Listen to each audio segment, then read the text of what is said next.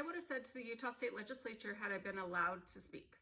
I hope we are here today because you do not fully understand the consequences of these proposed budget cuts, not because you are choosing to balance the budget on the backs of our most vulnerable citizens. I hope we are not here because cutting services for people who cannot fight back feels like the easiest option. Utah has a history of being a majority population that claims to be guided by faith and charity. The biggest test on this claim is to see how it cares for those who cannot care for themselves. This committee's decision will demonstrate if Utah's actions align with their claimed values. My son did not choose when or where he was born.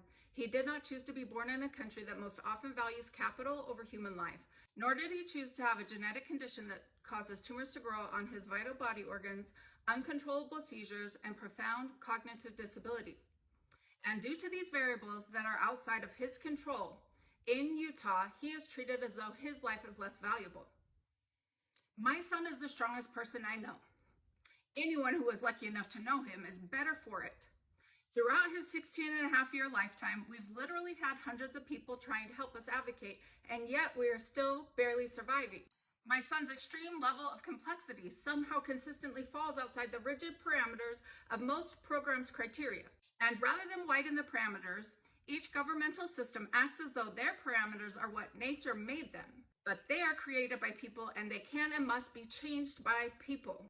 Despicably, all of the already grossly inadequate programs my family relies on are consistently threatened, and we are repeatedly forced to prove our need just to survive.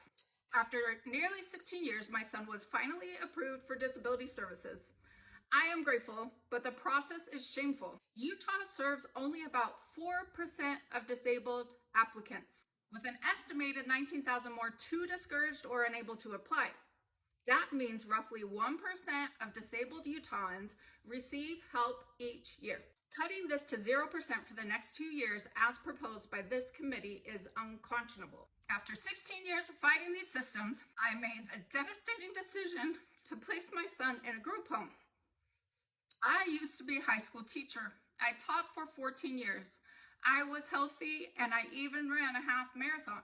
Fighting to keep my child alive in this system cost me my career, my financial stability, and my health. I now live in constant pain, struggling to maintain access to medical care myself while still being expected to hold my family together as a single mom with a constantly threatened poverty-level disability income. Even when services are granted to the slim margin of lucky applicants, they are dangerously insufficient. Despite care from top doctors and clear medical directives, the state of Utah has repeatedly ignored that my son requires medical supervision to stay alive.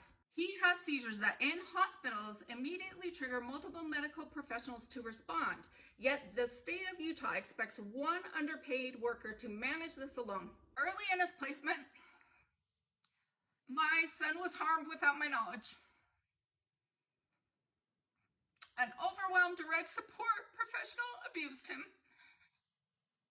resulting in a DCFS case. The worker was fired and barred from working with children ever again.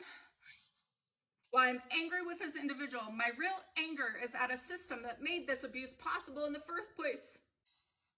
Expecting one underpaid, undertrained person to be a medical provider, crisis responder, behavioral expert, cook, cleaner, and caregiver all at once. Yet this committee is still considering cutting DSP wages by $2 to $3 per hour.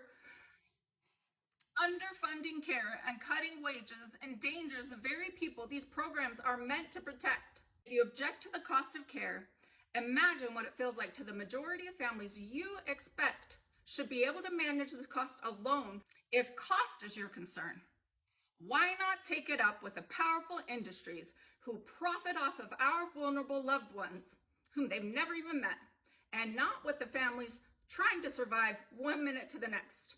I brought my son here today so you can meet him and remember his face when making cost-saving decisions that reflect who Utah really is. My son is not a burden. He committed no crime. He does not deserve a death sentence for budget convenience. Look him in the eyes and tell him his life is not worth the cost, because that is what these cuts say. I'm asking you to act with the values Utahns claim to hold by choosing compassion and to protect a life, most critically, the lives of the most vulnerable among us.